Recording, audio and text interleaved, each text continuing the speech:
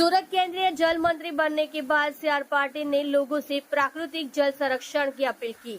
लोगों से जल संचयन कर जल संरक्षण करने की अपील की गई है। सीआर पाटिल की अपील के बाद लोग जल संरक्षण के लिए प्रेरित हुए। सूरत के भीमराट गांव में जल संचयन संयंत्र का निर्माण किया गया। वर्षा का जल भूमि में एकत्रित है। केंद्रीय जल मंत्री सीआर पाटिल ने जल संचयन संयंत्र का उद्घाटन किया। भीमराट गांव में दयाल विला में वाटर हार्वेस्टिंग सिस्टम तैयार किया गया है।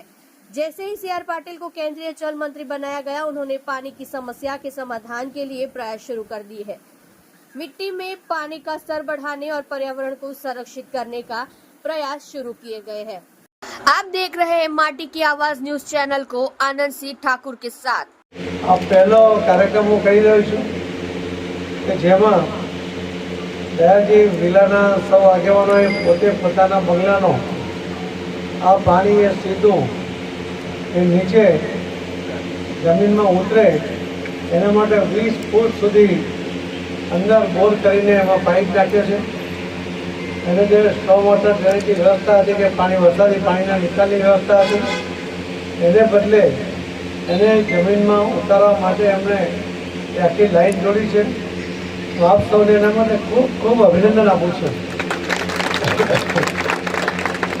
ગુજરાતમાં અને વિશેષ કરીને દક્ષિણ ગુજરાતમાં અને એમાં પણ સુરત શહેરમાં આખી સોસાયટી એક સાથે એમણે આ નિર્ણય કર્યો અને કામ પણ પૂરું કર્યું છે। એના માટે ખૂબ ખૂબ આપને અભિનંદન આપું છું। આપનામાંથી ઘણા બધા લોકો પ્રેરણા પણ લેશે અને દરેક લોકો એના દ્વારા આ પાણી જમીનમાં ઉતારશે। અમે મારા મંત્રાલય તરફથી તો વ્યવસ્થા વિચારી ગયા છીએ, પણ સાથે સાથે સુરત મહાનગરપાલિકા પણ 70% રાજ્ય સરકારમાંથી ગ્રાન્ટ આપે છે, 20% સાંસદ ધારાસભ્ય કોર્પોરેટરની ગ્રાન્ટમાંથી આપે છે અને 10% કોર્પોરેશન પોતે આપે છે। એ રીતની પણ એક સ્કીમ છે, એને પણ અમે રિવાઇઝ કરવા માટે જે પદાધિકારીઓ છે એમની સાથે પણ વાત કરી છે। એ પણ અધિકારીઓ સાથે ચર્ચા કરીને એને ફરીથી અમલ ચાલુ કરશે। દરેક જણ આનો લાભ લે, કેમ કે આ જે સ્કીમમાં અમને એક પણ રૂપિયો ખર્ચ કરવાનો આવશે નહીં અને ખર્ચ કરવો પડે તો પણ ખર્ચ કરવો જોઈએ। આપણી એક જરૂરિયાત છે, એ સમજીને આમાં કામ કરવું જોઈએ।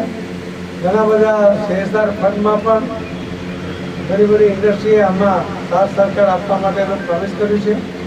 આપણે એક ઝુંબેશ સ્વરૂપે એક પણ ઘર એનો વરસાદનું પાણી એ વહી ન જાય, સીધું જમીનમાં ઉતરે એના માટેનું આપણે પ્લાનિંગ કરીએ છીએ। જ્યાં બોર છે ત્યાં બોરથી ઉતારીશું, ત્યાં બંધ થયેલા બોર છે એને ચાલુ કરીને ઉતારીશું। કેટલીક જગ્યાએ બોરને સાફ કરવા પડશે તો સાફ પણ કરી દઈશું અને જ્યાં બોર નથી, કૂવો નથી, ત્યાં પણ આપણે એક નવી ટેકનોલોજીનો ઉપયોગ કરીને એક એની જે ડિઝાઇન બનાવી છે, એમાં લગભગ 1600 રૂપિયાનો ખર્ચ થાય છે।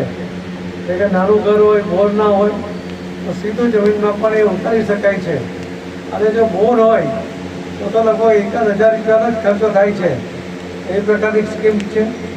મહાનગરપાલિકા જે નવી ટેકનોલોજી સાથે આવે છે એમાં 15,000 થી 1.25 લાખ સુધીનો ખર્ચો એમાં મહાનગરપાલિકા